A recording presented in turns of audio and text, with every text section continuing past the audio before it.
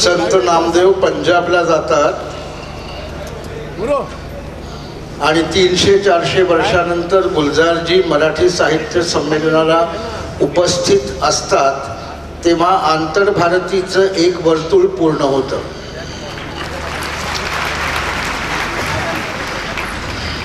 उत्तर भारतातली माणसं महाराष्ट्रावर मनापासून प्रेम करतात याचा 100% पुरावा इथं माझ्या डाव्या हाताला आहे आणि पूरक पुरावा म्हणून 30-40% मी आहे.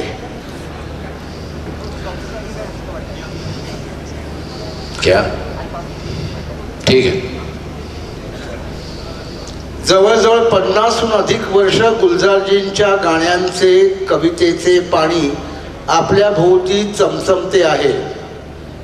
हे पाणी तुमच्या माझ्या प्रत्येक भारतीय माणसाच्या मनाचं आयुष्याचं सिंचन करते आहे. संत वाङ्मय, सूफी परंपरा, मिर्झा गालिब, रवींद्रनाथ ठाकूर, बुल्ले शाह, कुसुमाग्रज, नामदेव ढसाळ असे सगळे प्रवाह आत्मसात केल्याने गुलजारजींची कविता अंतर्मुख, सघन आणि एकाग्र आहे. नादमयता, गेयता आणि रसरशीत प्रतिमासृष्टी या वैशिष्ट्यांमुळे ती स्वरूपवान आहे आणि जीविताचं समग्र भान असल्यामुळे ती मौल्यवान आणि शक्तिमानही आहे. एक से घर हैं सभी, एक से घर हैं सभी, एक से बाशिंदे हैं. अजनबी शहर में कुछ अजनबी लगता ही नहीं. एक से दर्द हैं सब, एक से ही रिश्ते हैं. अस्तित्वाचा ठणका व्यक्त करणाऱ्या ओळी त्यांच्या पेनमधून सहज आणि झरझर कागदावर उतरतात आणि कविता कृतार्थ होते. आता गुलजारजींना म्हणजे कवींना साक्षात आपण ऐकूया. कवी बोलत असता माणसांनी बोलायचं नसतं आणि मोबाईलनं सुद्धा बोलायचं नसतं, हे भान तुम्ही बाळगा. हुजूर, मैं शुरू कर रहा हूँ. अगर आपकी माफ कीजिएगा, वैसे ये आवाज कोई बहुत ज्यादा ऊंची नहीं है, कुछ ज्यादा ही गूंज रही है. अगर ऐसे कुछ हो थोड़ा कमी कराना पड़ेगा. तो है ना, जरा सा साउंड थोड़ा सा कम कीजिए, वरना वो बूम कर रही है बहुत टिनी है इधर हुजूर. हाँ, एक टिनी एको जैसा. अच्छा. इसके कारण हाँ नहीं, ये जो मुझे ये सेहरा पहना दिया गया है, उससे क्या है कि सेहरे के अंदर तो कोई चुपचाप बात नहीं कर सकता. इनसे जो बोलूंगा वो पकड़ा जाऊंगा. जी बिस्मिल्लाह. ठीक. शुरू जबकि कीजिए. आप मुझे पूछ रहे थे इम्तिहान देने वाले हो, तो इम्तिहान तो मेरी है हुजूर. मैं आपको ये पूछ रहा हूँ कि कवि की इम्तिहान क्या होती है, शायर के लिए क्या इम्तिहान होती है? वो तो आप बताएंगे या लोग बताएंगे, क्योंकि शायर तो हर वक्त इम्तिहान के लिए तैयार रहता है. An examiner is either you, the reviewer, the critic, और एग्जामिनर आर द पीपल. तो उन्हें जो सवाल पूछने होते हैं वो मैं पहले से नहीं बता सकता कि वो क्या है, लेकिन मेरी तैयारी के लिए सिर्फ ये है कि जो मैं सोच रहा हूँ या जो मैं लिख रहा हूँ वो आपके साथ शेयर कर पा रहा हूँ या नहीं. मतलब मैंने जो लिखा है वो बात आप तक पहुँचा पा रहा हूँ या नहीं, वो मेरे लिए वो टेस्ट है. वो टेस्ट. लेकिन ये कि मैं अपनी बात खुद ही कहूँ और खुद ही झूमता रहूँ और किसी के पल्ले कुछ ना पड़े, तो then I'm a failure. लेकिन जब आप कविता लिखते हैं, नज़म लिखते हैं, तो आपके सामने आपका पाठक होता है या सिर्फ उस नज्म का तजुर्बा, उसकी लय, उसके शब्द वही होते हैं? नहीं, पाठक मेरे सामने नहीं होता, लेकिन मैं जिस वक्त लिखता हूँ उसके बाद उसे परखता हूँ कि ये कम्युनिकेट करता है या नहीं. बात किसी भी लिटरेचर की या फाइन आर्ट्स की है, वो चाहे पेंटिंग में हो या कविता में हो या म्यूज़िक में हो, कि ये कम्युनिकेट करता है या नहीं। ये हो सकता है कि किसी कविता या किसी एक पेंटिंग या किसी एक मीडियम के लिए वो दायरा छोटा हो, कि ख़ास तौर पे एक सेक्शन है जिसके साथ मैं कम्युनिकेट करता हूँ, या पूरे जैसे सिनेमा है, सिनेमा की तलाश रहती है कि ज़्यादा से ज़्यादा ऑडियंस तक पहुँच जाए, लेकिन सिनेमा में भी कैटेगरीज हैं कि जो एक ख़ास क्लास के लिए या एक ख़ास सेक्शन के लिए जो उनके लिए है। उसी तरह पेंटिंग्स में भी अब जैसे जो एग्जिस्ट उसकी एब्स्ट्रैक्ट है, तो abstract is not for everybody, लेकिन ये कि बड़ी खूबसूरती से बनाए हुए कैलेंडर्स वो हर शख्स तक पहुंचते हैं जी, है ना। या पंडित भीमसेन जोशी की अपना एक सेक्शन है जो क्लासिकल सुनेंगे, किशोर कुमार का उससे ज़्यादा फिल्म के गाने, तो लेकिन वो अपना अपना सेक्शन है कि आप जो कि किससे कम्युनिकेट कर रहे हैं। अगर वो कम्युनिकेशन हो रही है तो then that's what makes you Pandit Bhimsen Joshi. हाँ, सही बात। मतलब इसका मतलब हुजूर ये है कि कविता की सफलता, उसकी कामयाबी ये पॉपुलैरिटी उसका तोल नहीं। हाँ, पॉपुलैरिटी, हाँ, पॉपुलर हो जाना नॉट नेसेसरली तोल है, लेकिन जिस सेक्शन के लिए पॉपुलर है, अगर जो फिल्मी गाने हैं जैसे, वो जितने ज़्यादा पॉपुलर हो गए तो वो उसका सेक्शन अलग है, लेकिन ज़रूरी नहीं कि कविता उसी तरह से उतनी ही पॉपुलर हो और उसी तरह से लोगों तक पहुंचे। उसका सेक्शन हो सकता है अलग हो या कम हो। कभी कभी सोचता हूँ 50-60 साल आप कविता लिख रहे हो ना, दम बदम आगे दर बदर आप लोगों तक पहुँचे, एक बहुत ही श्रेष्ठ कवि के रूप में आपको आज लोग जानते हैं, आपको मानते हैं। महाराष्ट्र में तो आपको हमने जितना वृंदा कर्णिकर पर प्यार किया है, जितना हमने अरुण कोलटकर पर किया है, ग्रेस साहब पर किया है, ठीक हम उतना ही प्यार हम आपको करते हैं मराठी लोग। ये मुझे जानबूझ के आपको कहना है। लेकिन एक सवाल मुझे ये पूछना है कि कवि जब कविता लिखता है, गुलजार नामक कवि, तो मन में से कितनी कविता कागज पर उतरती है और कितनी मन में रह जाती है, और जो मन में रहती है उस कविता का बाद में क्या होता है? बड़े मुश्किल सवाल पूछते हैं आप। मैंने सोचा था स्कूल में ख़त्म हो गए, लेकिन एग्जामिनर फेल मिल गया। अच्छा, मन में जो रह गई तो इसका मतलब है वो कविता हुई कहाँ?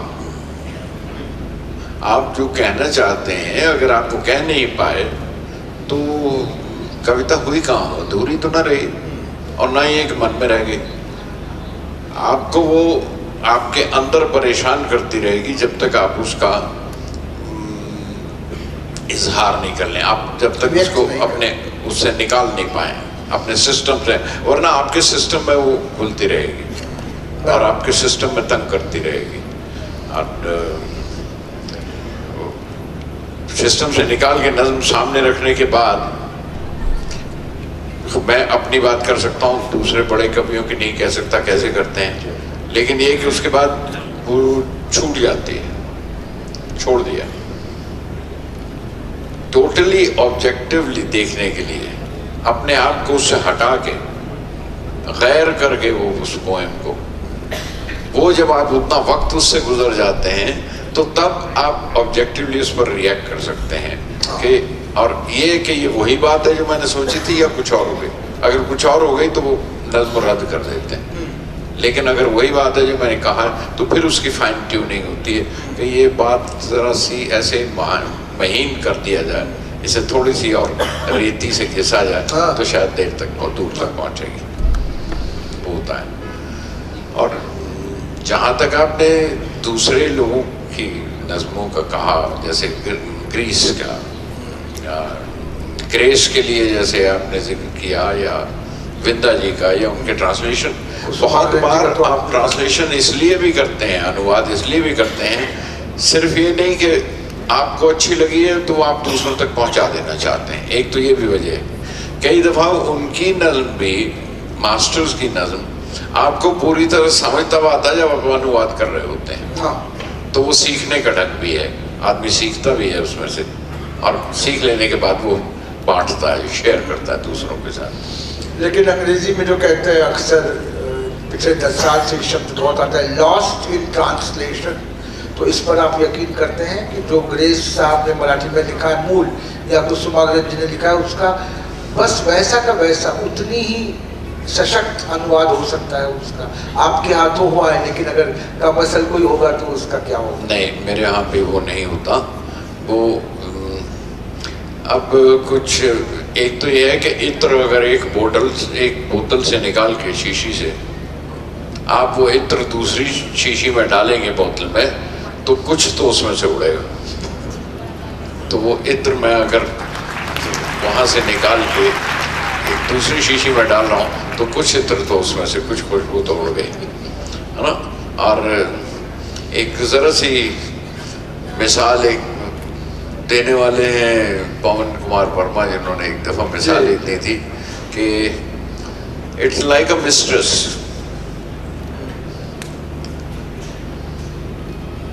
अगर वो खूबसूरत है तो फेथफुल नहीं है, और अगर फेथफुल है तो खूबसूरत नहीं है ना। तो अब ये आप मुझे कहें कि आपने अगर फेथफुली ट्रांसलेट कर ली है तो आप कहेंगे ट्रांसलेशन खूबसूरत नहीं है, और अगर आप कहेंगे बड़ा खूबसूरत ट्रांसलेशन हुआ है तो मुझे सोचना पड़ता है कि ये कितनी फेथफुल है। आप ग्रेस साहब, कुसुमाग्रज जी का आपने अनुवाद किया है, ग्रेस साहब पर आपने खुद लिखा है। किसका?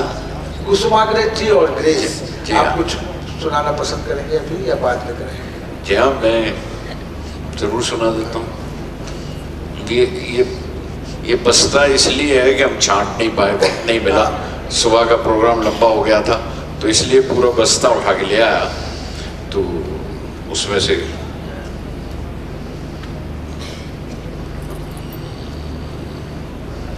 कुछ नज़में सुना देते हैं जो आपको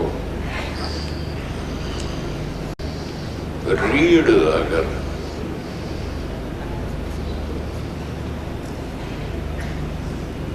रीढ़ को क्या कहते हैं मराठी में, याद है आपको? क्या कहते हैं जी? रीढ़ की हड्डी को क्या कहते हैं? रीढ़ की हड्डी, कड़ा। कणा। कणा याद है आपको? आप लोगों में से शायद किसी को याद हो, कुसुमाग्रज की बड़ी बड़ी मशहूर नज़्म है कणा। सर मुझे पहचाना क्या, बारिश में कोई आ गया। सर मुझे पहचाना क्या, बारिश में कोई आ गया। कपड़े थे मुचड़े हुए और बाल सब भीगे हुए। पल को बैठा फिर हंसा और बोला ऊपर देखकर, गंगा मैया आई थी मेहमान होकर, कुटिया में रह कर गई। वो जो बाढ़ आई थी, वो जो बारिश में, तो वो जिक्र करता है। क्या खूबसूरत बात कहने का ढंग है। सर मुझे, ये कोई आवाज़ ज़्यादा ऊंची हो गई, फिर से जो पहले थी वो ठीक थी। सर मुझे पहचाना क्या, बारिश में कोई आ गया। कपड़े थे मुचड़े हुए और बाल सब भीगे हुए।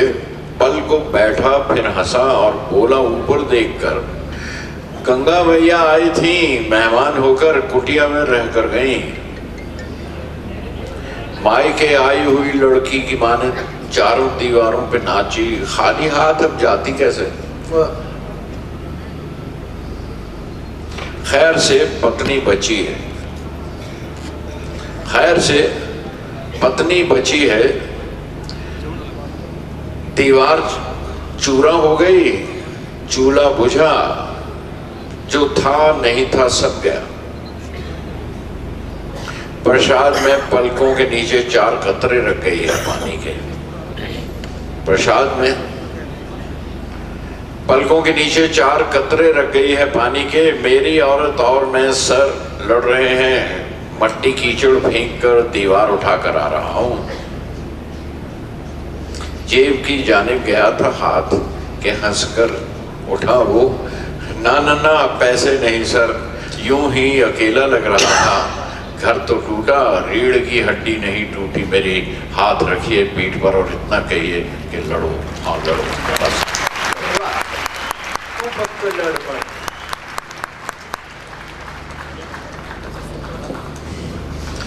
कुसुमाग्रज की एक नज़्म है रद्दी।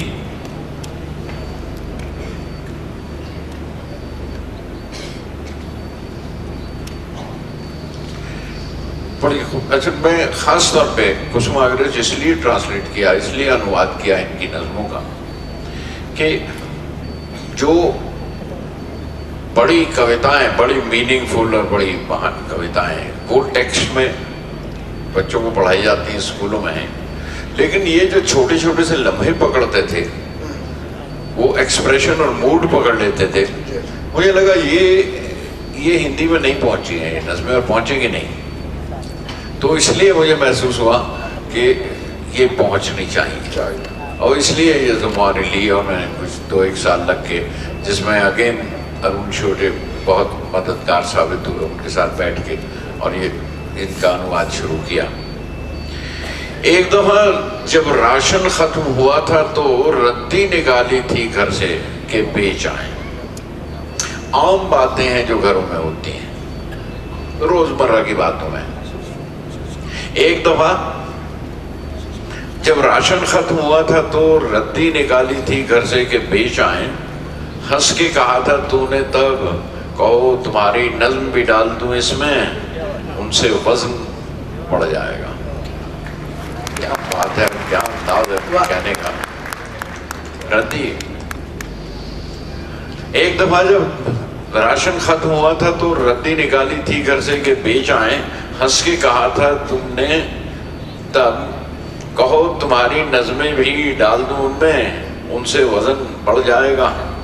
मैंने कहा था कल जो वक्त करेगा वो मत आज करो।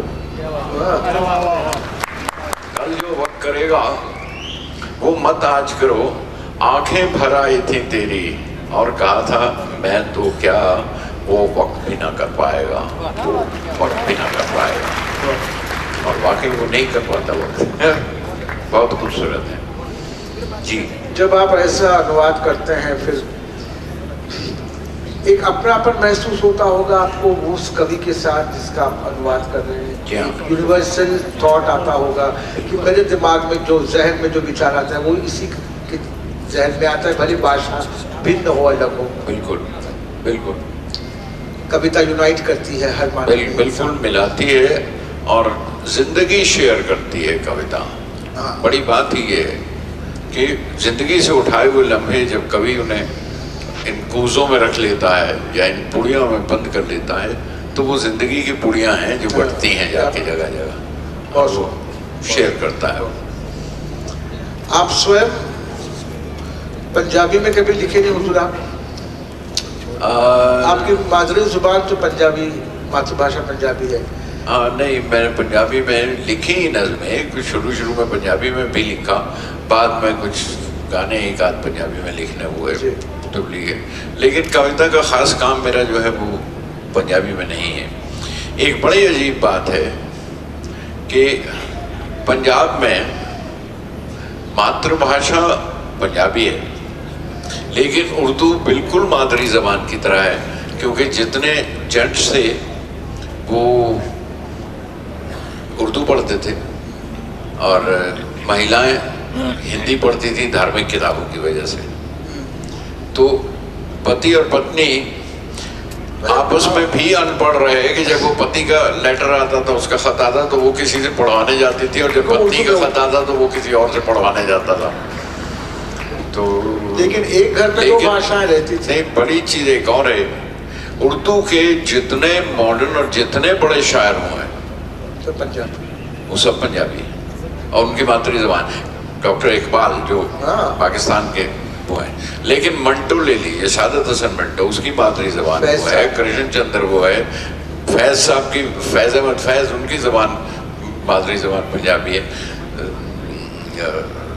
अहमद नदीम कासमी उनकी ज़बान पंजाबी है, सभी की मातृ ज़बान पंजाबी है। तो पंजाब में ये ख़ास तौर पे आज़ादी से, पार्टीशन से पहले ये एक रवायत हो गई थी कि उर्दू बिल्कुल मादरी जबान की तरह थी। वो असली घी बेचने वाला भी जब आता है तो कहता है जी 100% खालिस है। अब 100% खालिस, चारों लफ्ज उर्दू और फारसी के हैं, लेकिन वो पंजाबी का लहजा आ जाता है तो उसमें सिर्फ लहजे का फर्क पड़ता है। साहिर लुधियान भी उनकी जबान में वही है। तो आप देखिए तो तमाम उर्दू के बड़े शायर उनकी मादरी जबान। ऐसा हुआ होगा कि रोजमर्रा की जिंदगी में पंजाबी का इस्तेमाल कर रहे हैं, लेकिन जब लिखने बैठते हैं तो उर्दू का इस्तेमाल नहीं, तो उसमें उर्दू में ज्यादा ये नहीं हो सकता कि आप ये जो जबान बोलते हैं इस्तेमाल करते हैं और लिखने की जबान अलग हो, तो वो मटी नहीं है। ये नहीं हो सकता। तो उसमें पंजाबी भी है। हाँ जी, हाँ। लेकिन पंजाबियों का लहजा उर्दू का वो अलग है जो अब पाकिस्तान में मिलता है। जी। आप जब लिखते हैं तो उसको आप फिर से दुरुस्त करते हैं, जो लिख दिया वो लिख दिया, वो काले पत्थर की सफेद नहीं, मैं ऐसा कोई पैगंबर नहीं कि जो लिख दिया सो लिख दिया, ऐसा नहीं होता। आपको लिखने के बाद खुद को अपने काम को परखना पड़ता है।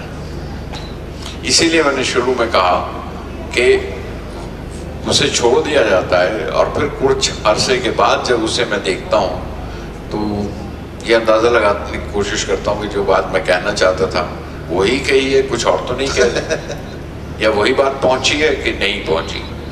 तो मेरा ख्याल है ये तराशना और वो करना, उसके मांझना और तराशना और पकाना नज़्म का, नोक पलक संवारना। हाँ, नोक पलक संवारना, ये वो एक स्किल का तरीका है। यानी जो अंग्रेजी में कहते हैं कि overflow of spontaneous emotions recollected in tranquillity. हाँ, स्पॉन्टेनियस तो है, लेकिन बाद में शांति से सुकून से बैठ कर उसमें सोचना है और उसको बाद में लिखना है। लेकिन सर, एक कविता आपको कितना समय बिजी रखती है, व्यस्त रखती है? एक कविता, एक नज़म आपको कितना समय मसरूफ रखती है? आपको 8-10 साल लगते हैं एक नज़म को पढ़ने में। नहीं, कोई नज़में हो जाती हैं, मतलब उनसे आप ऑब्जेक्टिवली देखने के लिए तो कभी कोई 6 महीने में, कोई 3 महीने में, कोई 2 महीने में, कोई पक गई, कोई फौरन कुछ दिन के बाद ही देखा कि हाँ ये तो बड़ी मुकम्मल है, और कुछ पे अगर ज़रा सा भी शक है तो आप उसे छोड़ देते हैं, देखते हैं। कई बार मतलब मैं इसलिए 8-10 साल कह गया कि मेरी कुछ 8-10 साल की भी पुरानी नज़में जो पढ़ी है, जो अब तक लगा कि नहीं, पक्की नहीं, नहीं मतलब सही लगती हैं पर पूरा यकीन नहीं आता उन पर। हाँ, मतलब ये कई बार नज़्म भी आपसे झूठ बोल देती है, आप जितना झूठ बोलते हैं नज़्म के साथ।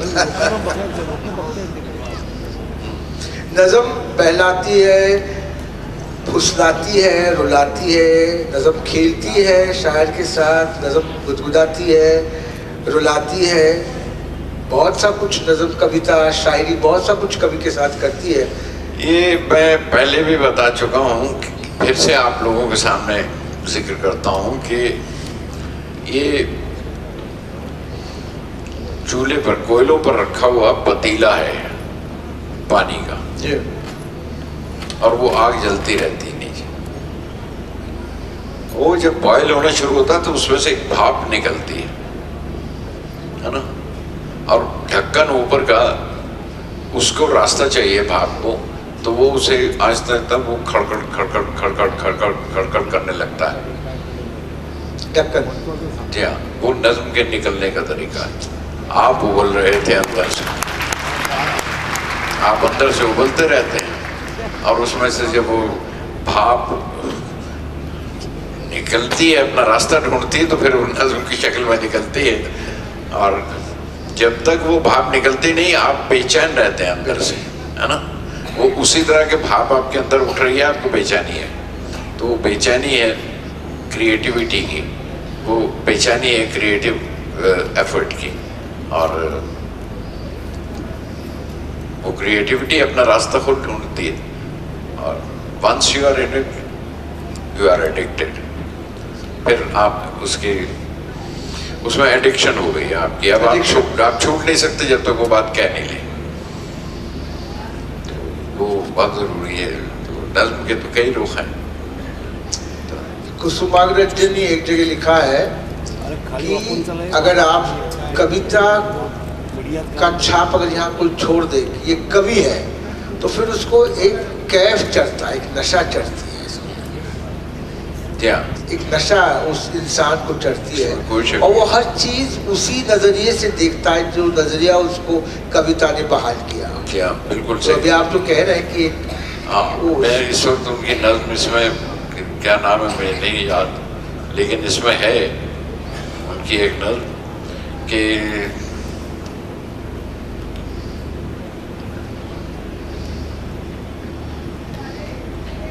नहीं, मुझे वो मत नहीं होगा ऐसा।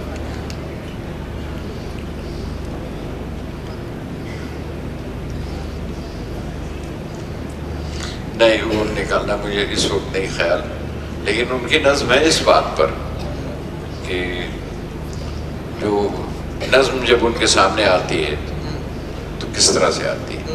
उस्मान की एक नज्म है, मेरे अभी बीच में अगर निकल आई तो मैं बता दूंगा, पढ़ दूंगा आपको, सुना दूंगा।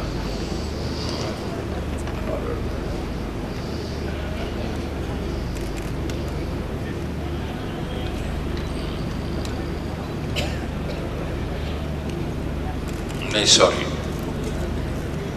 बाद में देखेंगे। हुजूर, आपको ये कब कॉन्फिडेंस आया कि मैं I am condemned to be a poet और I am blessed to be a poet? दोनों में से एक जुमला आप चूज करिए, लेकिन ये एहसास आपको बहुत तगड़ा एहसास कब हुआ कि मैं कवि हूँ, एंड आई एम कंडेम्ड और blessed, whichever way you see, look at it, to be a poet? हाँ, नहीं, मैं आप लोगों के सामने कन्फेशन करता हूँ इस बात का कि कॉन्फिडेंस वो पूरा 100% कॉन्फिडेंस आज भी नहीं, अब तक नहीं है, लेकिन I am condemned to be a poet.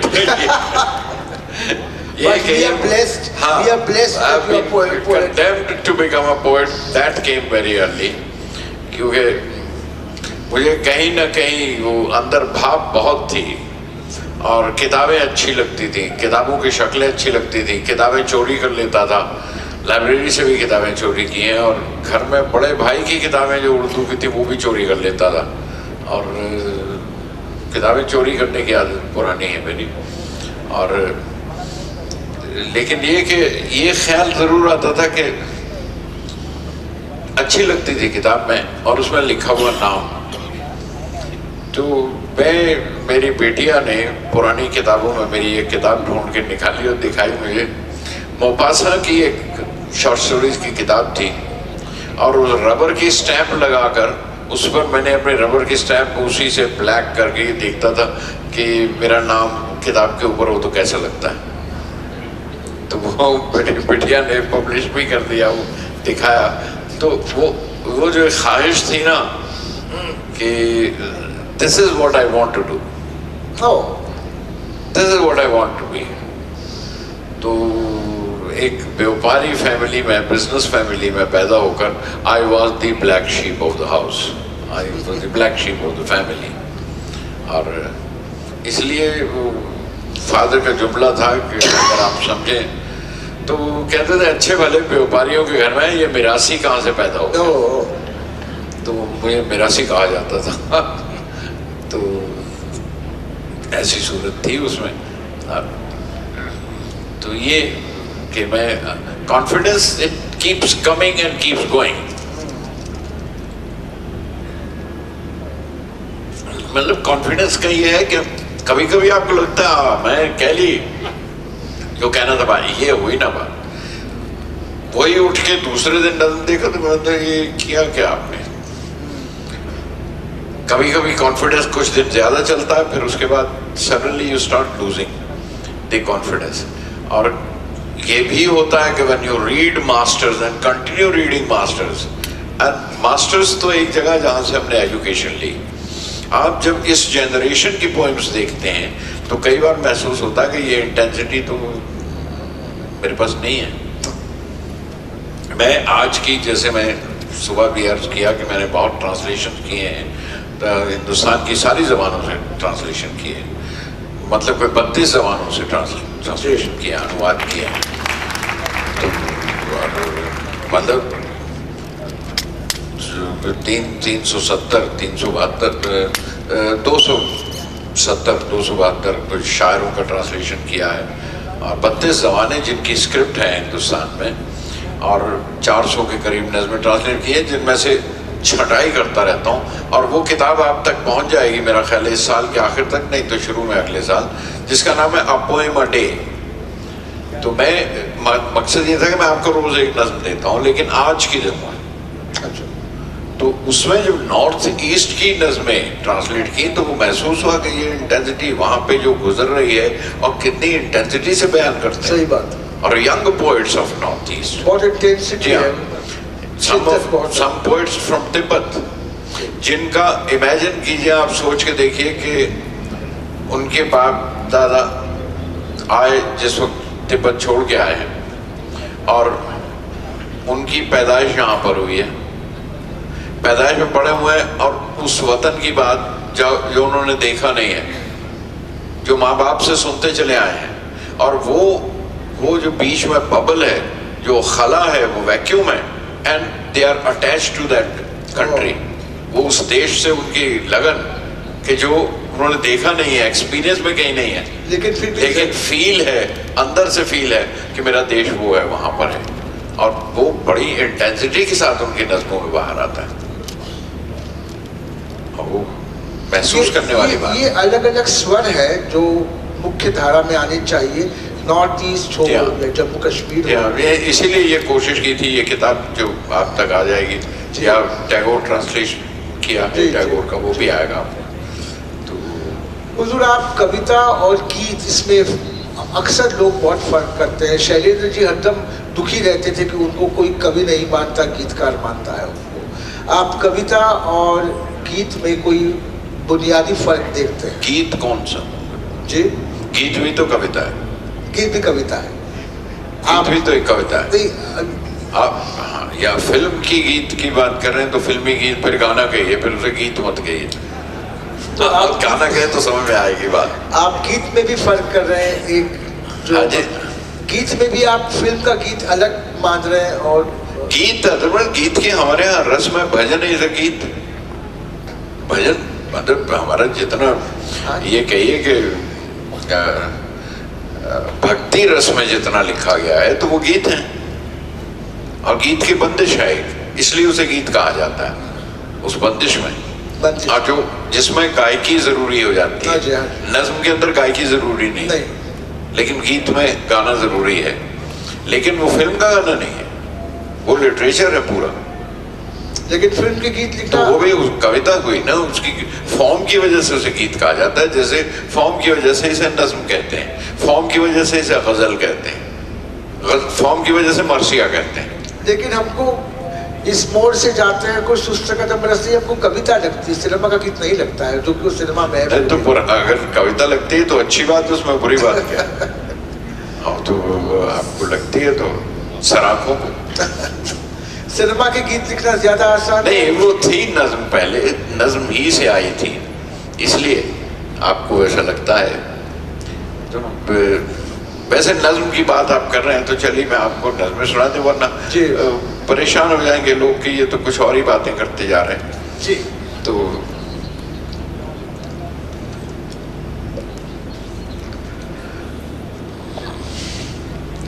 बहुत दिन मैं तुम्हारे दर्द को सीने में लेकर जीव कटवाता रहा हूं। वाह वाह वाह। शिव की तरह सांप लपटे पेटे हुए,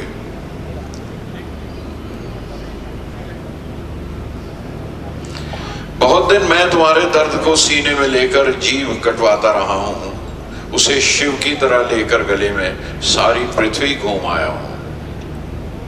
कई युग जाग के काटे हैं मैंने। ये एक्सपीरियंस है उस दर्द के इजहार का, उस दर्द पे नज्म कहने का जिसका आप जिक्र कर रहे हैं। बहुत दिन मैं तुम्हारे दर्द को सीने में लेकर जीव कटवाता रहा हूं, उसे शिव की तरह लेकर गले में सारी पृथ्वी घूम आया हूं। कई युग जाग के काटे हैं मैंने, तुम्हारा दर्द दाखिल हो चुका अब नज्म में, और सो गया है पुराने सांप को आखिर अंधेरे बिल में जाकर नींद आई। वाह वाह। नज्म कहने का ढंग है। चलो न दरिया में कांटे डाले, अधूरी रह गई या अंदर रह गई, जो आपने सवाल किया। चलो न दरिया में कांटा डालें, नज़्में पकड़ें। वाह वाह। चमकती सी एक इमेज फेंकें, गरीब और सुस्त केंचुओं को पकड़ती हैं जल्दी जल्दी मच्छियाँ। वो जो केंचुआ बांध दिया जाता है कांटे में, क्योंकि मच्छी बड़ी जल्दी पकड़ती है उसे। चमकती सी एक इमेज फेंके, गरीब और सुस्त केंचुओं को पकड़ती हैं जल्दी जल्दी मच्छियाँ। चलो किसी मुफलिसी को कांटे में बांध कर फेंक दे नदी में। चलो न दरिया पे नज़्में पकड़ें। किनारे पर सीपियाँ पड़ी हैं, खुली हुई हैं सदफ न मोती। सदफ वो जिसके अंदर वो मोती बनता है। हाँ जी। किनारे पर सीपियाँ पड़ी हैं, खुली हुई है सदफ न मोती। चलो ना मझधार तक चलेंगे, चलो ना मझधार तक चलेंगे। वहां पे गहराई भी ज्यादा, बहाव भी और तेज होगा। अटक गई तो पता चलेगा कि हम उसे खींच कर निकालेंगे या हमें नज्म खींच लेगी। वाह वाह।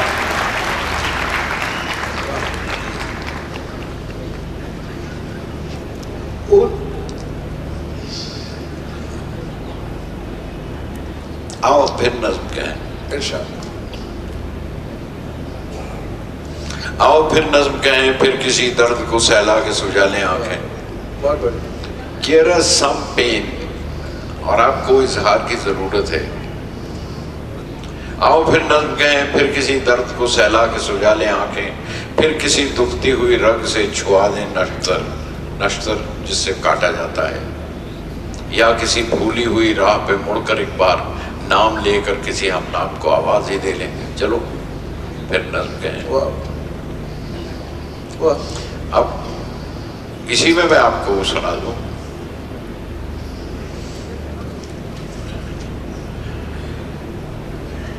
अधूरी नज्म कैसे रह जाती है, आप देखिए। जरा सा लाइट हार्टेड है, लेकिन नज्म जो अधूरी रह गई तो कैसे रह गई। कुएं में डोल डूबा और फिर ऊपर नहीं आया, गिरा ही खुल गई उसकी। डोल डाला, उसकी जो गिरा लगाई हुई थी पानी खींचने के लिए, वो खुल गई। कुएं में डोल डूबा और फिर ऊपर नहीं आया, गिरा ही खुल गई उसकी। अधूरी नज्म रखी है, अधूरी है, वो पूरी नहीं हुई। लपक के मोड़ तक आया, बस एक दरवाजा देखा हिल रहा था, वो फिर बाहर नहीं आई। अधूरी नज्म रखी है। वाह वाह वाह। लपक के मोड़ तक आया, बस एक दरवाजा देखा हिल रहा था, वो फिर बाहर नहीं आई। अधूरी नज्म रखी है। तो नज्म निकले बाहर तो नज्म पूरी की जाए।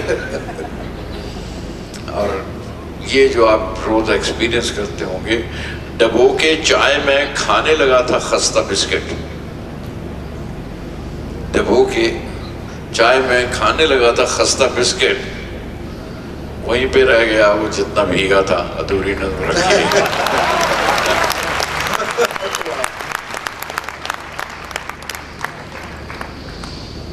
फिल्मों के गीत लिखना ज़्यादा आसान है या बहुत कठिन काम है? ये अपने आप में एक विधा है, एक जॉनर है। सिचुएशन आपको दी जाती है, कवि को कितनी आज़ादी मिलती है शायर को लिखने की, और फिर भी उसमें उस दायरे में रह के अपना जज्बात बता सकता है। नज्म से गीत फिल्म का, या जिसे हम गाना कहें आप या नगमा, वो ज़्यादा मुश्किल है। वो ज़्यादा मुश्किल इसलिए है कि it's a commissioned work, first of all. It's a commissioned work. और दूसरा ये कि एक कहानी है, उस कहानी में एक सिचुएशन है, उस सिचुएशन पर दो किरदार हैं या एक किरदार है, एक कैरेक्टर है।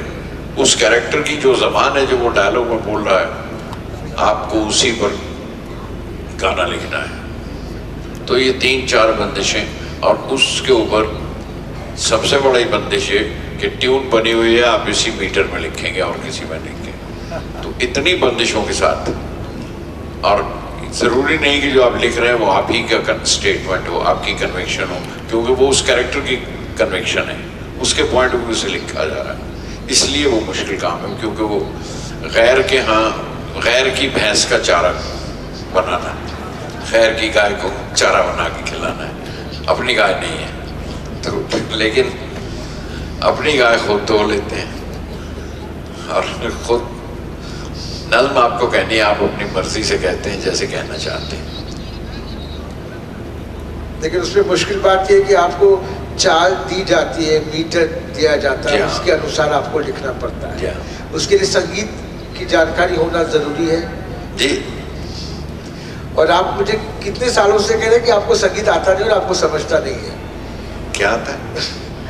आप कहते हैं कि आपको संगीत आता नहीं, संगीत समझता नहीं। मेरा इस बात पर यकीन बिल्कुल नहीं है। आप संगीत के बहुत अच्छे दर्दी हैं, नहीं तो इतने बढ़िया गीत आपने आर.डी. बर्मन के साथ। मैं बेसुरा भी हूँ और बेताला भी हूँ, लेकिन फिर भी मैं मीटर कर लेता हूँ किसी तरह से। एक नज्म की सुई से जी सुनाए आपको नज्म। एक नज्म की सुई से सब जख्म हयाती के सीता हुआ गुजरा हूं। जितने जिंदगी के जख्म हैं उनको मैं सीता हुआ गुजरा हूं। क्या बात। एक नज्म की सुई लेकर, एक नज्म की सुई से सब नज्म हयाती के सीता हुआ गुजरा हूं।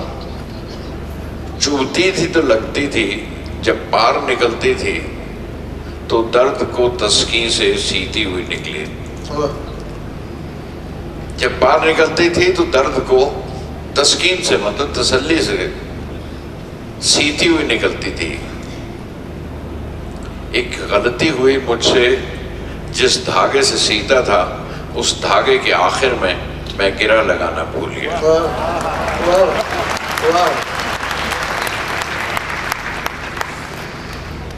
कृपया शिट्या नका वाजवू, पाहुण्यांचा सन्मान ठेवा।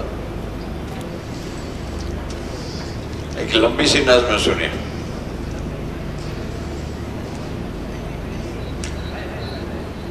जगह नहीं और डायरी में ये एस्ट्रे पूरी भर गई है। वो डायरी जो एस्ट्रे की तरह है। जगह नहीं और डायरी में ये एस्ट्रे पूरी भर गई है, भरी हुई है जले बुझे अध के ख्यालों की राख से। ख्याल पूरी तरह से जो कि जले नहीं थे, मसल दिया या दबा दिया था, बुझे नहीं वो। कुछ उनके टुर्रे पड़े हुए हैं, बस 1-2 कश ही लेके कुछ मिसरे रह गए थे, कुछ लाइनें रह गई थी, 2-1 कश लिया और छोड़ दी। कुछ ऐसी नज़में जो तोड़कर फेंक दी थी उसमें कि धुआं न निकले। कुछ ऐसे शेर जो मेरे ब्रांड के नहीं थे,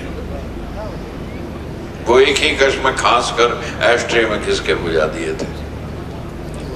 इस एस्ट्रे में ब्लेड से काटी रात की नब्ज से टपकते सियाह कतरे बुझे हुए हैं। छिले हुए चांद की तराशें हैं जो रात भर छील छील कर फेंकता रहा हूं। खड़ी हुई पेंसिलों के छिलके ख्याल की शिद्दतों से जो टूटती रही हैं। इस एस्ट्रे में हैं तीलियां कुछ कटे हुए नामों नंबरों की, जलाई थी चंद नज़में जिनसे धुआं अभी तक दिया सिलाई से झड़ रहा है। उलट पलट के तमाम सफ़ों में झांकता हूँ, कहीं कोई टुर्रा नज़्म का बच गया हो तो उसका कश लगा लूँ। तलब लगी है, ये एस्ट्रे पूरी भर गई है, ये एस्ट्रे पूरी भर गई। हुजूर हर दौर में कवि के सामने, कविता के सामने कुछ न कुछ चैलेंजेस होते हैं, चुनौतियाँ होती है। आज के दौर में कवि के सामने, कविता के सामने कौन सी चुनौती है ऐसा आप समझते हैं? और मैं इसका मतलब सियासत से नहीं कर रहा हूँ, आई डोंट मीन पॉलिटिक्स। मैं रोज़मर्रा के पॉलिटिक्स की बात नहीं कर रहा हूँ। उसके आगे कविता के सामने कौन सी चुनौती है, ऐसा आप समझते हैं आज के ज़माने में, आज के दौर में? मैं आज के दौर ही की बातें करूं तो बेहतर है।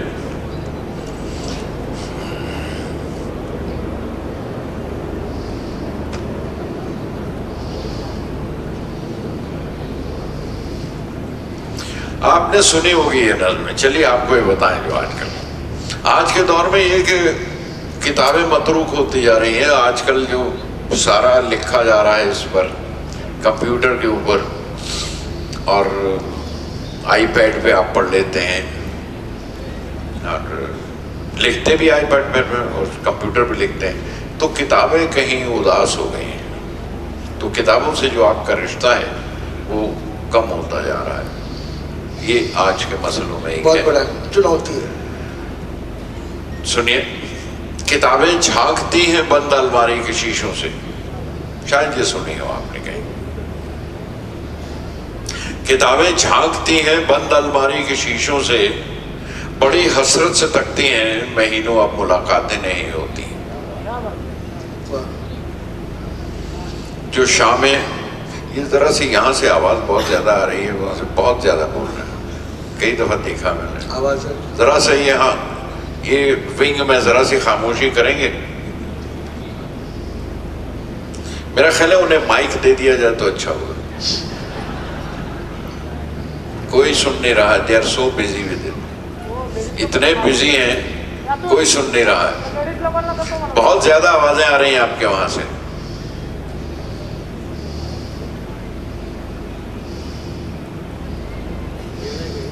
बहुत ज्यादा आवाजें आ रही हैं। किताबें झांकती हैं बंद अलमारी के शीशों से, बड़ी हसरत से तकती हैं, महीनों अब मुलाकातें नहीं होती। जो शामें उनकी सोबत में कटा करती थी अब अक्सर गुजर जाती हैं कंप्यूटर के पर्दों पर। बड़ी बेचैन रहती हैं किताबें, उन्हें अब नींद में चलने की आदत हो गई। बड़ी बेचैन रहती हैं किताबें, उन्हें अब नींद में चलने की आदत हो गई है।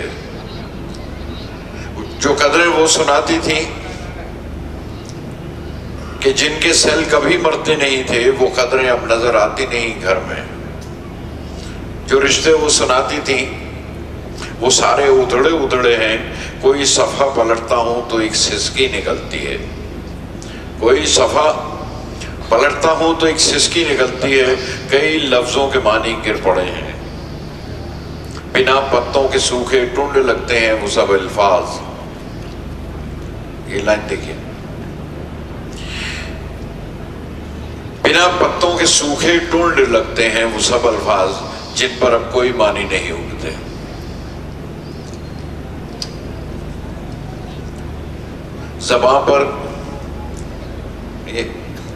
ज़बां पर जायका आता था जो सफ़ा पलटने का, आप हमेशा यूं पलटते हैं। ज़बां पर जायका आता था जो सफ़ा पलटने का, अब उंगली क्लिक करने से बस एक झपकी गुजरती है। बहुत कुछ तय बतय खुलता चला जाता है पर्दे पर। किताबों से जो जाती राब्ता था, एक जाती ताल्लुक था, वो कट गया है। कभी सीने पे रख के लेट जाते थे, कभी गोदी में लेते थे, कभी घुटनों पे अपने रहल की सूरत बनाकर, रहल होता है ऐस लकड़ी का वो पीस जिसके ऊपर मुकद्दस किताब रखी जाती है, कभी घुटनों, कभी सीने पे रख के लेट जाते थे, कभी गोदी में लेते थे, कभी घुटनों को अपने रहल की सूरत बनाकर नीम सजदे में पड़ा करते थे, छूते थे जमीन से। वो सारा इल्म तो मिलता रहेगा आइंदा भी, मगर वो जो किताबों में मिला करते थे सूखे फूल और महके हुए रुके, चिट्ठी डाल दी, रुका डाल दिया, फूल रख दिया, निशानी रह गई। मगर वो जो किताबों में मिला करते थे सूखे फूल और महके हुए रुके, किताबें मांगने गिरने उठाने के बहाने रिश्ते बनते थे, उनका क्या हुआ?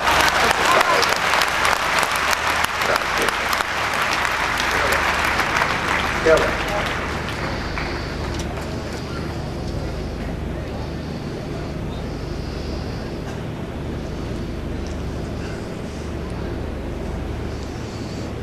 हुजूर वो मराठी वाली ले। चलिए इसकी मराठी सुनाइएगा। हाँ मेरे पास है। पिछली बार भी आया था तो इसी पहाड़ ने नीचे खड़ा था, मुझसे कहा था तुम लोगों के कद क्यों छोटे रह जाते। वाह थम्पू, क्या बात। थम्पू भूटान।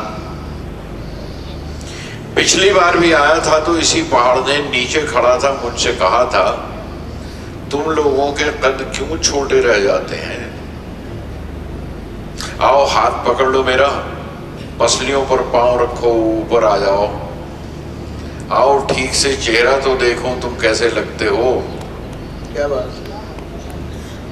क्या बात। क्या है क्या बात। जैसे मेरी चूंटियों को तुम अलग अलग पहचान नहीं सकते, मुझको भी तुम एक ही जैसे लगते हो सब। वाह। एक ही फर्क है, मेरी कोई चूंटी बदन पर चढ़ जाए तो चुटकी से पकड़ के फेंक के उसको मार दिया करते हो तुम, मैं ऐसा नहीं करता।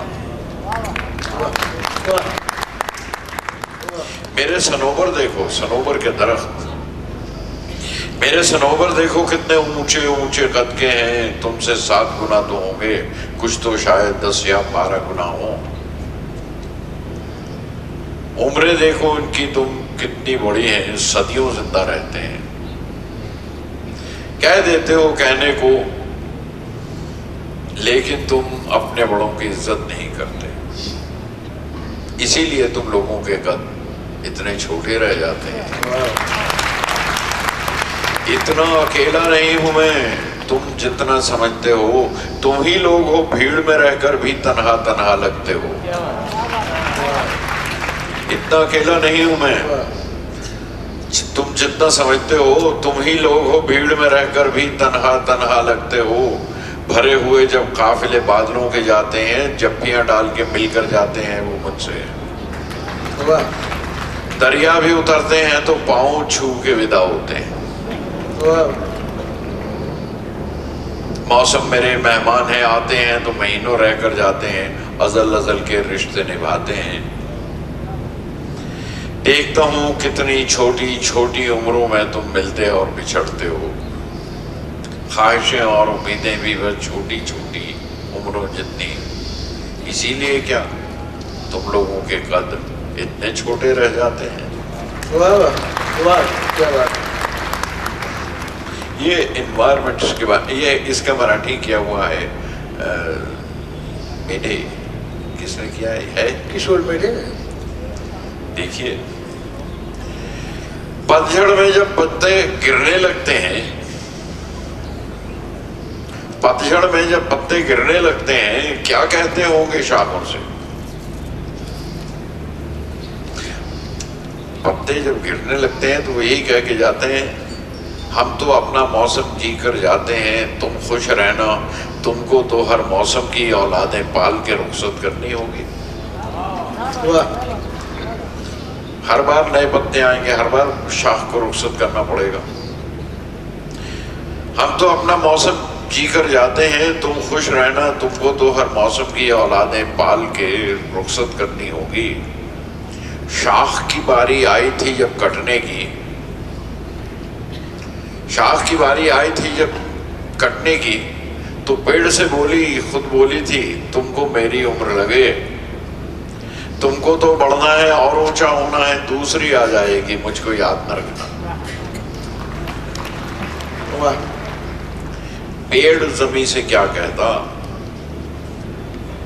पेड़ जमीन से क्या कहता जब खोद खोद कर उसकी जड़ों के टांके तोड़े और जमीन से अलग किया।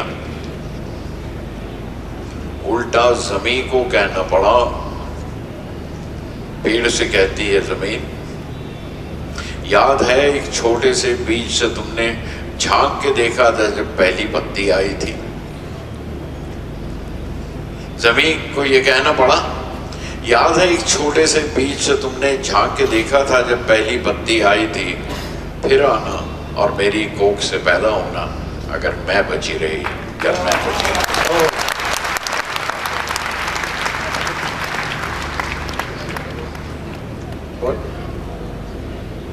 मराठी इसका सुनना पसंद करेंगे? अभी आप बहुत कम मौका ऐसा आता है कि आप अपनी नज़्में पढ़ रहे हैं, तो आप पढ़िए उसको। हुजूर आप इमली पढ़िए, इमली बहुत अच्छा है। या रेकॉर्ड करू दे। मल्टी क्या है? मल्टी है क्या? ये वाली पीपल अच्छी है, बोर्ड पे देखा।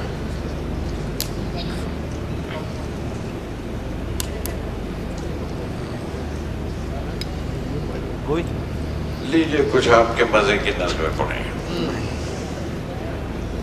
मकान की ऊपरी मंजिल पे अब कोई नहीं रहता। मैं ऊपर से नीचे की तरफ आ रहा हूँ ऊपर के साथ। मकान की ऊपरी मंजिल पे अब कोई नहीं रहता, वो कमरे बंद हैं कब से। ये 24 सीढ़ियां उन तक पहुंचती थी, वो अब ऊपर नहीं जाती। ये 24 सीढ़ियां लकड़ी की सीढ़ियां वो लगी थी, अब ऊपर तक नहीं पहुंचती, वो टूट चुकी।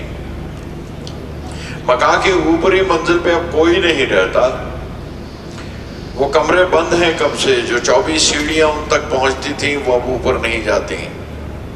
वहां कमरों में इतना याद है मुझको, खिलौने एक पुरानी टोकरी में भर के रखे थे। बहुत से तो उठाने फेंकने रखने में चूरा हो गए थे। वहां एक बालकनी भी थी, वहां एक बालकनी भी थी जहां एक बैंत का झूला लटकता था। मेरा एक दोस्त था तोता, वो रोज आता था तो उसको हरी मिर्ची खिलाता था।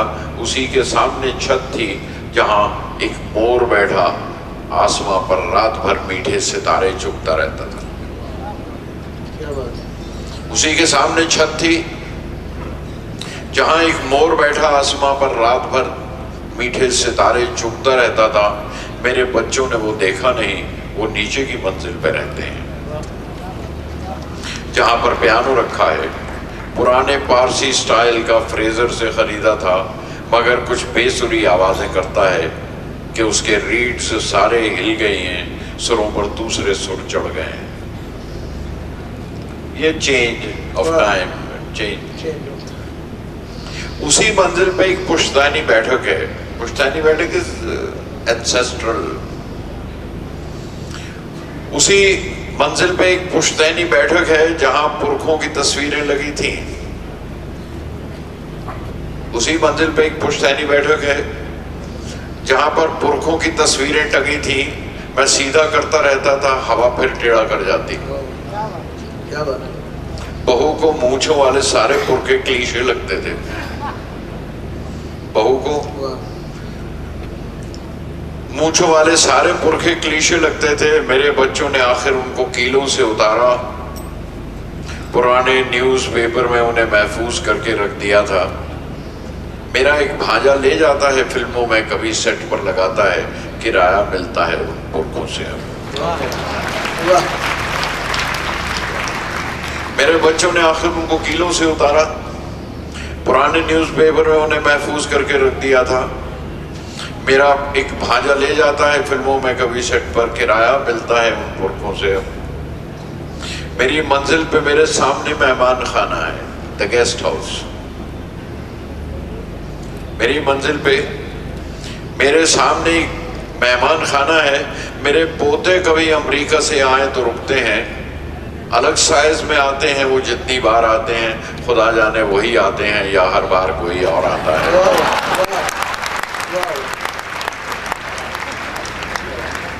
मेरी मंजिल पे मेरे सामने मेहमान खाना है। मेरे पोते कभी आए तो रुकते हैं, अलग साइज में आते हैं। वो जितनी बार आते हैं खुदा जाने वही आते हैं, या हर बार कोई और आता है। वो एक कमरा जो पीछे की तरफ बंद है, जहाँ बत्ती नहीं जलती, वहाँ एक रोजरी रखी है, वो उससे महकता है। वहाँ वो दाई रहती थी कि जिसने तीनों बच्चों को बड़ा करके मैं अपनी उम्र दे दी थी।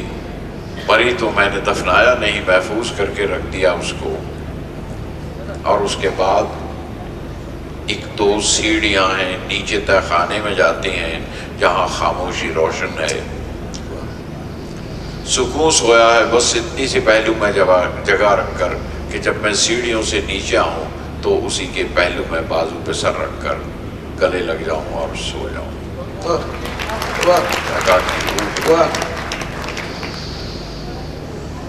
एक सवाल यह है कि सिनेमा और साहित्य में आप ये कॉम्प्लीमेंट्री हैं एक दूसरे को, या ऐसा भी होता है कि दोनों अलग विधाएं होने के कारण कभी सिनेमा देखकर आर के नारायण साहब ने गाइड देकर कहा ये तो मेरी नॉवेल है नहीं, कुछ और ही कुछ उन्होंने बना दिया है। तो सिनेमा और उपन्यास, सिनेमा और साहित्य में ये इस प्रकार का थोड़ा चलते रहता है। और फिर भी हिंदी सिनेमा जो बड़ा बना, बिमल रॉय साहब की परंपरा जो आप तक आती है, वो बिकॉज ऑफ क्लासिकल लिटरेचर। आज वो दिखाई नहीं दे रहा है वो लिटरेचर, इसके बारे में आपको कुछ कहना है क्या? हाँ, मैं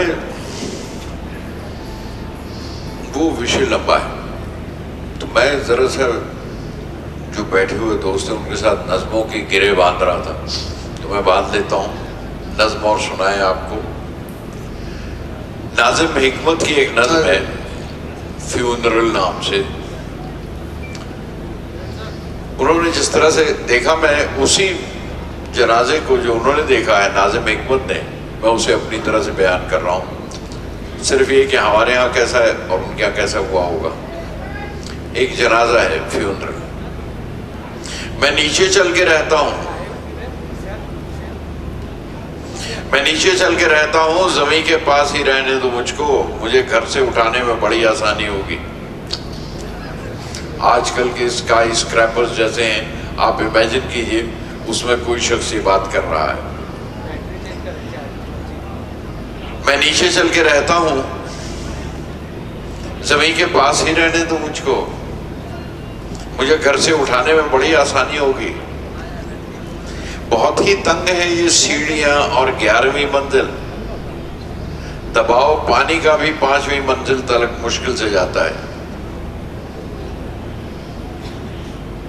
मुझे तुम लिफ्ट में लटका के नीचे लाओगे ये सोचकर अच्छा नहीं लगता। बहुत ही तंग है ये सीढ़ियां और 11वीं मंजिल, दबाव पानी का भी 5वीं मंजिल तक मुश्किल से जाता है। मुझे तुम लिफ्ट में लटका के नीचे लाओगे ये सोचकर अच्छा नहीं लगता। मैं नीचे चल के रहता हूं, वगरना सीढ़ियों से दोहरा करके लाओगे, उतारोगे। मैं नीचे चल के रहता हूं, वगरना सीढ़ियों से दोहरा करके नीचे उतारोगे। वो क्रिश्चियन पादरी जो 7वीं मंजिल पे रहता है, हकारत से मुझे देखेगा, गो टू हेल कहेगा। मुझे वो जिंदगी में भी यही कहता रहा है। वो क्रिश्चियन पादरी जो 7वीं मंजिल पे रहता है, हकारत से मुझे देखेगा, गो टू हेल कहेगा। मुझे वो जिंदगी में भी यही कहता रहा है। यहाँ कुछ लोग हैं ऐसे, मैं उनके सामने जाने से बच जाऊं तो अच्छा है। वो मिश्रा मास्टर जिसको दमे से खांस कर, वो मिश्रा मास्टर जिसको दमा है, खास कर पांव से दरवाजे को ठेलेगा, झिरी से झांकेगा, फिर भी कोई एक श्लोक पढ़ देगा। ये आपकी सेक्शन वाइज जिस तरह के लोग एक उसमें रहते हैं, झिरी से झांकेगा फिर भी कोई श्लोक पढ़ देगा। तुरुप और सात सर पीपल के नीचे बैठकर जब खेला करता था, वो पत्तों में बड़ी बेवंटी करता था। मगर बेला बहुत ही खूबसूरत थी। वो मिश्रा अब अकेला है, बहुत समझाया, बाजी खत्म हो जाए तो पत्ते फिर से उठते हैं। मुझे कंपाउंड में पीपल के नीचे मत लिटाना, परिंदे पीठ करते हैं कि जीते जी तो जो भी हो मरे को पाक रखते हैं।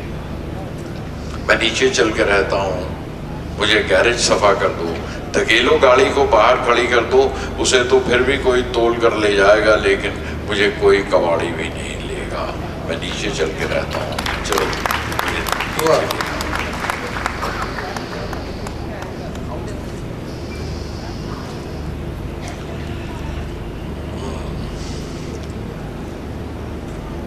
आपने ये एक्सपीरियंस किया होगा जो बाहर ट्रैवल करते रहते हैं, उनको हावड़ा के अपने दिन याद आए। मैं एक हिंदुस्तानी दोस्त के घर में रहा बाहर जाकर, उनको हावड़ा के अपने दिन याद आए, मुझको अपने वॉशिंगटन के न्यू जर्सी में मिला था उनसे।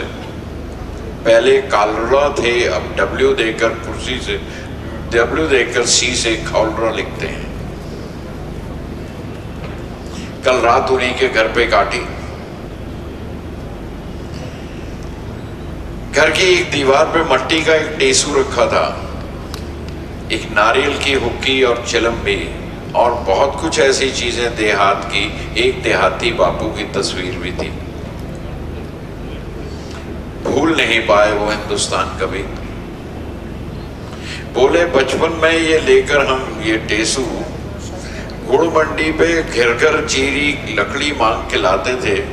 याद नहीं आता अब लोहड़ी कौन से मंथ में आज पड़ती है। और फिर दशहरा गा के मांगना, ओ माय गॉड, मेरा टेसू यहीं अड़ा, खाने को मांगे दही बड़ा and something I wonder sometime कौन था टेसू। ये उनसे बातचीत हो रही है। फिर घूंट लिया और बोले ये टेसू तो अड़ गया आके अमेरिका में। हंसे जोर से। अच्छा, लास्ट दही बड़ा कब खाया आपने?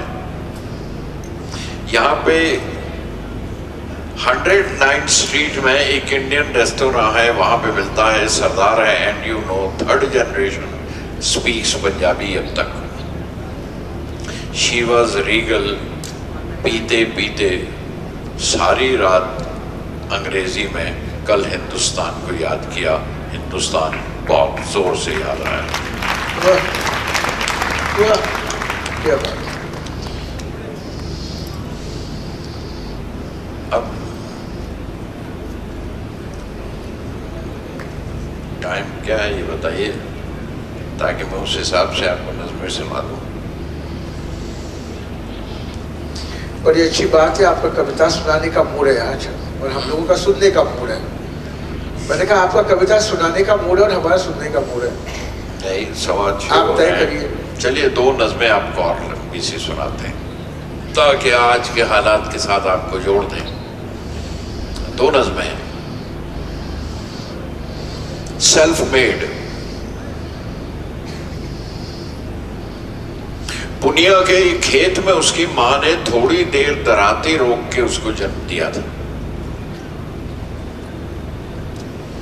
पुनिया के खेत में उसकी मां ने थोड़ी देर दराती रोक के उसको जन्म दिया था। मजदूरों ने बारी बारी गोद में लेकर थोड़े थोड़े पैसों से कुछ शगुन दिया था। तभी से काम पे लगा हुआ है और कमाई करता है।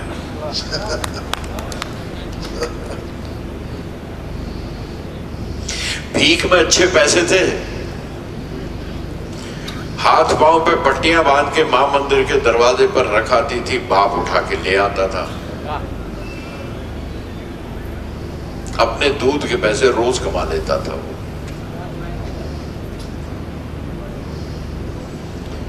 भीख मांग के बीड़ी पीना सीख लिया था। होटल पर बाहर वाले की चाय लेकर ट्रक वालों को जाकर देना, पैसे 2 पैसे की चोरी वहीं पे सीखी। ग्लास भी टूटे, दांत भी टूटे, तब जाकर सीखा था साबुन और मट्टी से बर्तन कैसे मांजे जाते हैं। हाथ सफाई बाद में सीखी। चोरी चुकारी, हाथ सफाई बाद में सीखी। चोरी चकारी तो मामूली फन थे, अब हाथ सुपारी लेता था। कानून के लंबे हाथों से वो नाखून काटते हैं। कानून के लंबे हाथों के वो नाखून काटता है। जुर्म की गंदी गलियों में उसकी 2 नालियां चलती हैं। छोटा मोटा डॉन वॉन कहलाता है, सेल्फ मेड है कहता है। तो छोटा मोटा डॉन वॉन कहलाता है, सेल्फ मेड है कहता है। भूल गया ये बनने में कितने लोगों के हाथ लगे हैं। पूरे एक समाज के सिस्टम ने मिलकर ये कोशिश की, तब डॉन बने हो। पूरे एक समाज के सिस्टम ने। एक नज्म और सुने। काफ़ी वक्त ले लिया आपका। जलसा एक रैली इसी तरह की जहाँ मैं बोल रहा हूँ, एक स्पीच हो रही है, एक सियासतदान कोई तकरीर कर रहा है, लोग भरे हुए हैं, उसमें एक आदमी बैठा हुआ अपने आप ही कुछ जवाब देता जा रहा है। जो कुछ सुन रहा है वो अपने आप मुंह में बोलता जा रहा है कुछ और जवाब दे रहा है और खुद ही बोल रहा है। बहुत बड़ा जलसा लगता है, बहुत बड़ा जलसा लगता है, जीटी रोड से भी लंबी तकरीर करेगा। कितनी देर से बोल रहा है, लेकिन वो लोग भरे जाते हैं जैसे बेकारों की मंडी लगी है। आलूओं की जब बोरियां खुलती हैं मंडी में, यूं ही लुढ़क लुढ़क कर आलू सारे गाले भर देते हैं। पिछले वर्ग के लोगों को आगे लाकर हम तांगा जोतोगे क्या हम पर, ये वो जवाब दे रहा है। और वहां से नेता की आवाज आ रही है, पिछले वर्ग के लोगों को आगे लाकर हम, अरे तांगा जोतोगे क्या हम पर, आवाज छोड़ो, मर्जी से आगे पीछे कर लेते हो। आपका और ज्यादा वक्त ना लेते हुए मैं, नहीं ज्यादा वक्त कहाँ, आधी सदी ही गुजरी है जब ये भाषण शुरू हुआ था। नहीं ज्यादा वक्त कहाँ, आधी सदी ही गुजरी है जब ये भाषण शुरू हुआ था। हिंदुस्तान तो गन्ना है, ये छील छील के खाते रहो, पीढ़ी दर पीढ़ी, खत्म ना होगा। मुड़ के देखें तो हम, आवाज आ रही है, मुड़ के देखें हम अपने इतिहास को, लोगों देखा था भाई, गर्दन मचक गई थी मेरी। मुड़ के देखा था भाई, गर्दन मचक गई थी मेरी, दादा परदादा तक देखा, उससे आगे पता नहीं हम थे कि नहीं। शाहों का जिक्र तो मिलता है, बादशाहों का, शाहों का जिक्र तो मिलता है, हम लोगों का जिक्र कहाँ है, हम आम लोगों का। नंगे बदन ही दिखते हैं शाहों के पीछे, आगे पीछे दौड़ते नंगे पांव। उससे पहले उनका शिकार हुआ करता था जंगलों में, सुना है बिक्री भी होते थे। मंच पे बैठे किस इतिहास को देख रहे हो भाई, शायद हम दोनों के दो इतिहास हैं, दो अलग अलग हैं। आपसे वादा करते हैं हम, जितनी देर इस कुर्सी पर हैं, कुर्सी से मत उठना दोस्त। भरोसा क्या है कौन आ बैठे, कुर्सी से मत उठना दोस्त, भरोसा क्या है कौन आ बैठे।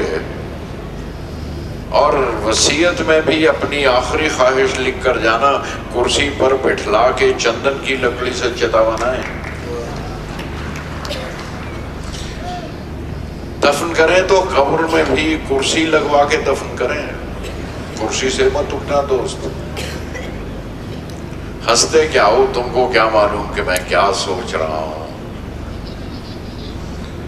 भूख, गरीबी और बेकारी जब तक खत्म नहीं होती, हम तुम क्यों चिंता करते हो प्यारे। हमने खुद ही कुछ न किया तो तुम भी आखिर क्या कर लोगे। हमने खुद ही कुछ न किया तो तुम भी आखिर क्या कर लोगे। राज की बात तो ये है भाई, भूख लगी है, ट्रक में भर के लाए थे जो लोग तुम्हारी पार्टी के, उन लोगों ने वादा किया था 15% काट के पूरे 100 देंगे, और ऊपर से जाने दो आप, भूख लगी है यार, ये जलसा खत्म करो, ये जलसा खत्म। बहुत शुक्रिया। कवीनं आपल्या कविता स्वतः वाचून दाखवणं यासारखा आनंद दुसरा काही असू शकत नाही। मी तुमच्या सगळ्यांच्या वतीनं गुलजारजींना विनम्र प्रणाम करतो आणि त्यांना धन्यवाद म्हणतो।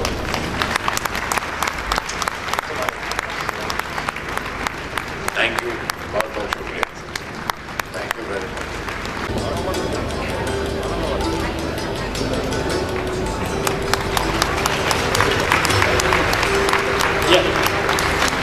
आदरणीय गुलजारजींवर एक आम्ही पोस्टाचं तिकीट या ठिकाणी काढलेलं आहे संयोजकांच्या वतीनं, त्याचं प्रकाशन या ठिकाणी पी डी पाटील सरांच्या हस्ते माधवीताईंच्या उपस्थितीमध्ये, उल्हासदादांच्या उपस्थितीमध्ये या ठिकाणी आपण करत आहोत.